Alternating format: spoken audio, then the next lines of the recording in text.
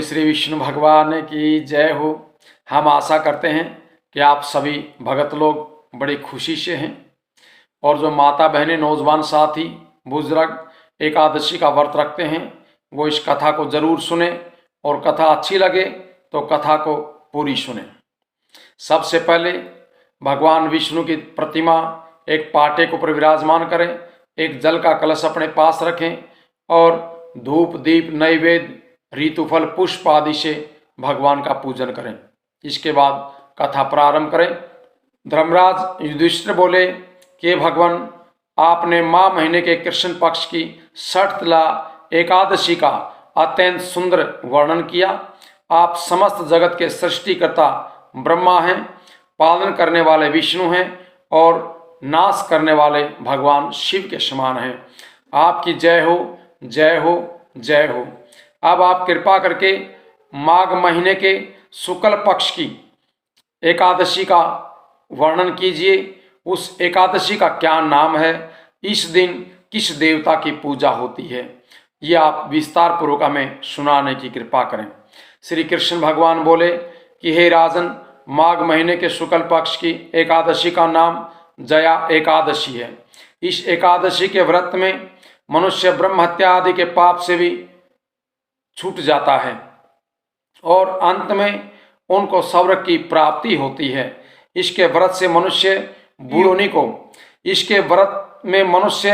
बुरी योनि अर्थात भूत प्रेत पिशाच आदि की योनि से छूट जाता है। इसलिए इस एकादशी के व्रत को विधि पूर्वक करना चाहिए। हे राजन, मैं आपको एक पौराणिक कथा सुनाता हूँ जो कि पद्म पुराण में बताई गई है। एक समय इंद्र नागलोक में राज्य करता था। वह अमृत का पान कर नंदन वन में अप्सराओं के साथ आनंद पूर्वक क्रीड़ा करते थे। एक समय इंद्र अपनी इच्छा के अनुसार जो कि अप्सराओं के साथ रमण कर रहा था और उनके साथ नाच रहा था। उस जगह गंधर्व गान कर रहे थे। वहां गंधर्वों में प्रसिद्ध पुष्पदंत, उसकी लड़की तथा चित्रसेन की स्त्री मलिन, ये सब वहां पर विराजमान थे। उस जगह मलिनी का लड़का पुष्पवान और उसका लड़का माल्यवान भी था। उस समय पुष्पवती नामक एक गंधर्व स्त्री माल्यवान को देख करके उसके ऊपर मोहित हो गई और काम बाण से चलायमान होने लगी। उसने अपने रूप, सौंदर्य, हाव भाव आदि के द्वारा माल्यवान को अपने वश में कर लिया। हे राजन, ये पुष्पवती अत्यंत सुंदर थी। उसके लक्षण ये थे, उसके बाहु कामदेव के कंड हास के समान थे, मुख चंद्रमा के समान था, उसके विशाल नेत्र थे, वह अपने कानों में सुंदर कुंडलों को धारण किए हुए थी। उसकी ग्रीवा में सुंदर हार था। उसके मोटे तथा ऊंचे उठे हुए कूंच स्वर्ग कलश के समान शोभा दे रहे थे। उसका पेट तथा कमर अत्यंत पतली सिंह के समान सुंदर था। उसके नितंब विपुल थे, उसकी जांघें मोटी थी, उसके चरण कमल के समान लाल वर्ण के थे। पुष्पवती की ऐसी सुंदरता को देख करके माल्यवान भी उसके ऊपर मोहित हो गया। इसलिए दोनों कामदेव के वश में हो गए। परंतु फिर भी इंद्र के बुलाने पर नाच गाने के लिए उनको जाना पड़ा और अप्सराओं के साथ अपना गाना शुरू कर दिया। यद्यपि नाच गा रहे थे परंतु कामदेव के प्रभाव से उनका मन नहीं लग रहा था, अशुद्ध गाना गाने लग गए।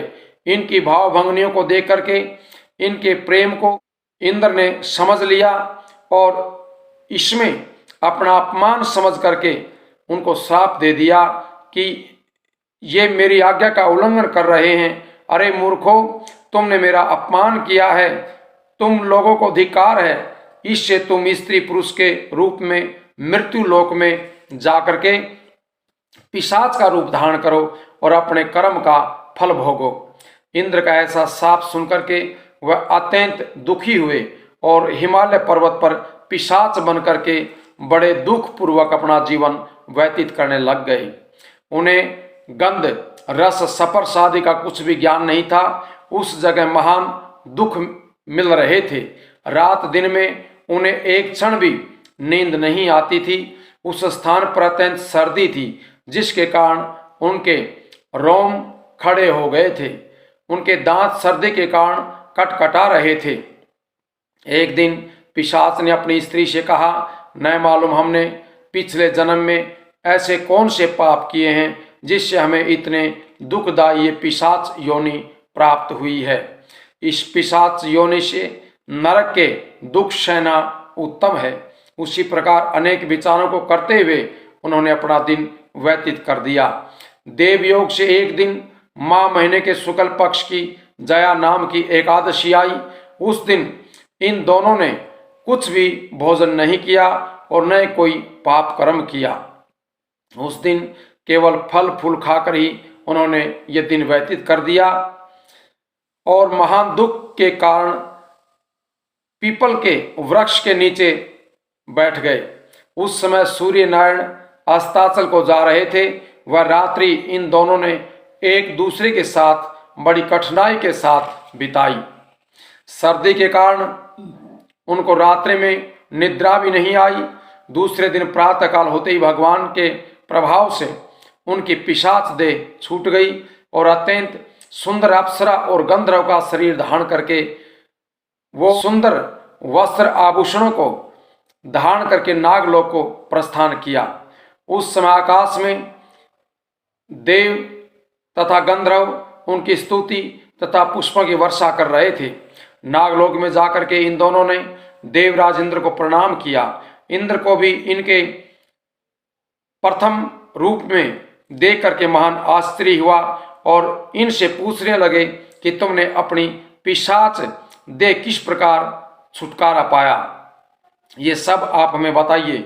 इस पर माल्यवान बोले कि हे देवेंद्र, भगवान विष्णु के प्रभाव तथा जया एकादशी के व्रत के पुण्य से प्रभाव से हमारी ये पिशाच देह छूटी है। इंद्र बोले कि हे माल्यवान, एकादशी व्रत करने से तथा विष्णु के प्रभाव से तुम लोग पिशाच के देह को छोड़ करके पवित्र हो गए हो और हम लोगों के भी वंदनीय हो गए हो, क्योंकि शिव भगत तथा विष्णु भगत हम लोगों के द्वारा वंदना के योग्य होते हैं। इसलिए आप धन्य हैं, धन्य हैं। अब तुम पुष्पवती के साथ जाकर के विहार करो।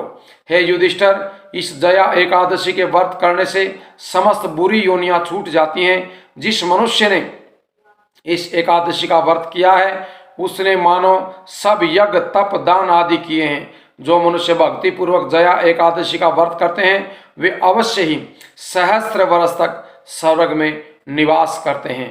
बोले श्री विष्णु भगवान की जय हो। इसके बाद आप अपने आसन के नीचे से जल छोड़ करके तिलक लगाइए और जल लेकर के सूर्य नारायण भगवान को अर्घ्य दीजिए। भगवान से प्रार्थना कीजिए कि भगवान, आज हम एकादशी का व्रत रख रहे हैं, आप हमें आशीर्वाद दें और बिना किसी विघ्न बाधा के ये हमारा एकादशी का व्रत संपन्न हो। और दूसरे दिन यानी द्वादशी को सूर्य नारायण भगवान को सुबह अर्घ्य जरूर दें और ये एकादशी का जो पुण्य है वो भगवान विष्णु को अर्पण कर दें। और इस दिन अक्षत यानी चावल बना करके अपने व्रत को पूर्ण करें, भगवान का गुणगान करें। बोले श्री कृष्ण भगवान की जय हो।